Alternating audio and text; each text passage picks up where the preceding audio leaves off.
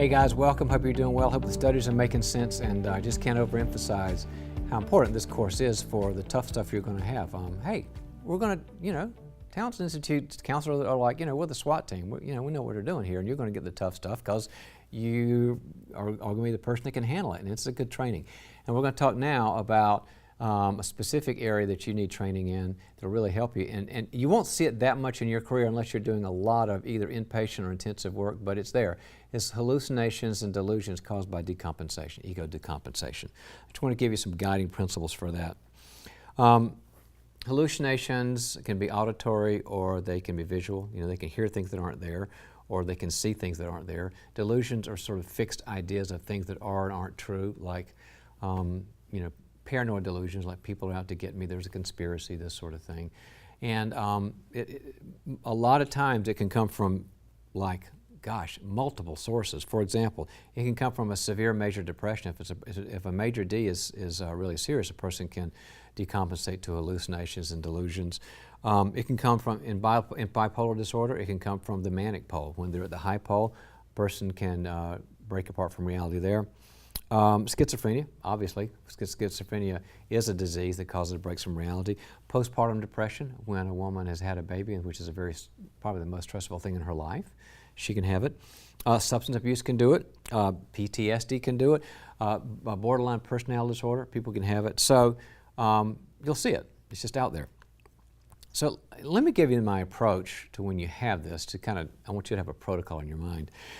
In the session, when you see decompensation happening, which means they're losing reality testing like that, stop all confrontation. If you're confronting some behavior or some resistance or some defense or whatever, stop it.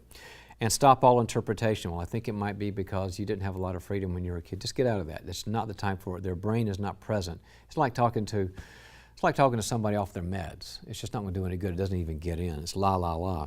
And instead of doing that, concentrate first on attunement and second on ego strengthening. So concentrate first on attunement, which is scary for you right now. You're not sure what you're thinking. Things are very chaotic for you. You're seeing things and hearing things that are frightening for you, may or may not be real. That's attunement. And then strengthening is, and by the way, as you know this, strengthening always comes after attunement. You've got to attune first to where they are in the well so they feel like they're in the experience with them, and strengthening comes second. If you try to strengthen too soon, just think positively, you're a strong person, they feel totally alone, like you're not there and you suck and they're going to be by themselves and it won't work. So you attune first, make sure you kind of got them back. You can tell they're back and connected, and you say, some of these things aren't true, and I'm going to help you, and I'm going to help you to deal with this, and that's the strengthening part. Now, if the episode is mild in nature, like disruptive but not, falling all over the, I've had people throw lamps at me in the office when they were in a psychotic state like that. I mean, that's different. But if it's just mild, they're able to sit in the chair and stay with you even though they're feeling these things. The attunement and the strengthening techniques I just told you about will help the client to recompensate. Recompensate moves away from decompensate. They're going to pull themselves back together. And that's important because once they're recompensated, now you can spend the time seeing if they're safe to function. I mean, are they going to get out and drive their car and go home? Are they safe enough to do that? And are they safe enough for you to make a referral to a psychiatrist for psychopharmacological help?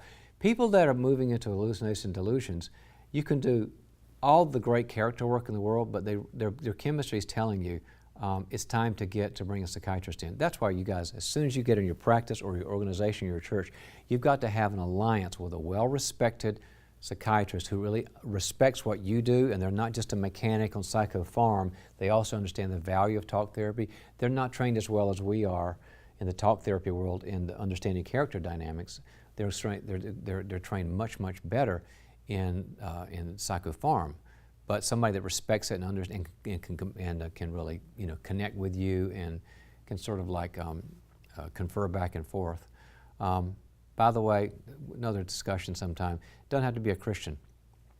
Blue sky, I want a solid Christian, great psychiatrist who understands dynamic issues, but if I can have a crummy Christian psychiatrist, if that's my choice, I'd rather have a great atheistic psychiatrist who understands the meds, than a crummy or B- level Christian psychiatrist. Go for the competency. You'll do the spiritual stuff at church and with yourself. Don't worry about it.